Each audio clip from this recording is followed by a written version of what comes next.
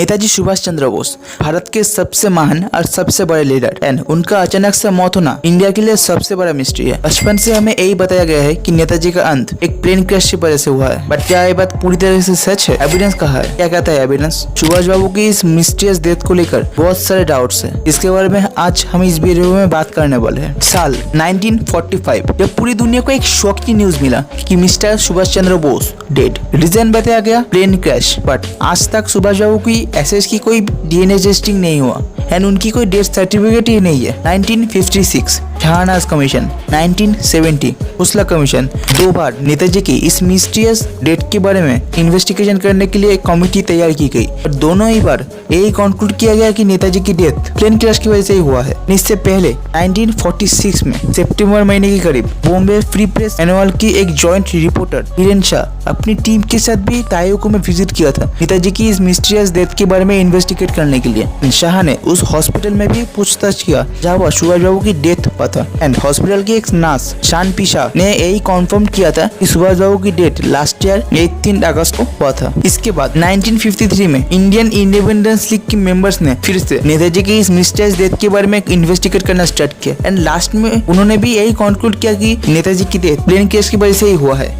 इसके बाद 1999 में इंडियन गवर्नमेंट ने फिर से मुखर्जी कमीशन को तैयार किया नेताजी की इस मिस्टीरियस डेथ के बारे में इन्वेस्टिगेट करने के लिए। 6 साल तक इंक्वायरी चली। 2005 में मुखर्जी कमीशन ने एक कंक्लूड किया कि 18 अगस्त 1945 को तायोको में कोई प्लेन क्रैश नहीं हुआ क्योंकि इसका कोई प्रूफ या एविडेंस नहीं मिला। इसका मतलब नेताजी की मौत इस प्लेन क्रैश में नहीं हुआ था एंड जापानीज टेम्पल में जो एशेस पड़ा है वो असल में नेताजी की है ही नहीं।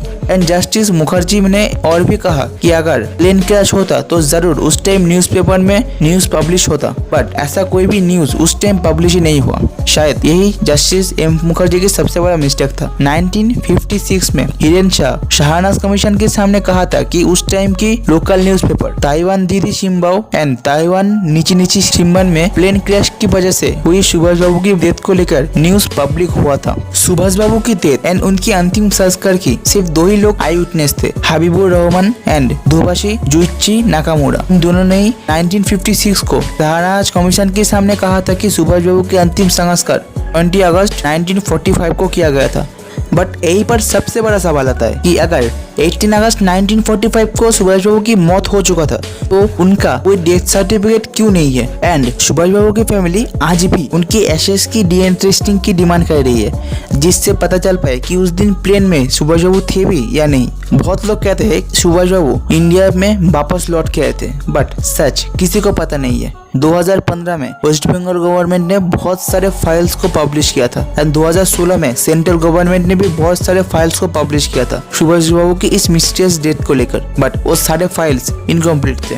नेताजी के इस मिस्टीरियस डिसअपीयरेंस के बाद भी Netaji as a legend Indian arm forces में हमेशा जिंदा थे। अगर नेताजी जिंदा होते तो वो भारत के पहले प्राइम मिनिस्टर भी हो सकते थे। अगर जिंदा होते तो भारत आज बहुत साल आगे होता। दुख की बात यह है नेताजी एंड आजाद हिंद फोर्स की इंडिया के लिए कंट्रीब्यूशन या तो हिस्ट्री बुक से मिसिंग है या एक छोटी सी लाइन बन के रह गया है। अगर आपको इस वीडियो से वैल्यू मिला है तो प्लीज वीडियो को जरूर से शेयर कीजिए जिससे नेताजी की डेथ से जुड़े सारे हिस्ट्रीज लोगों तक पहुंच सके।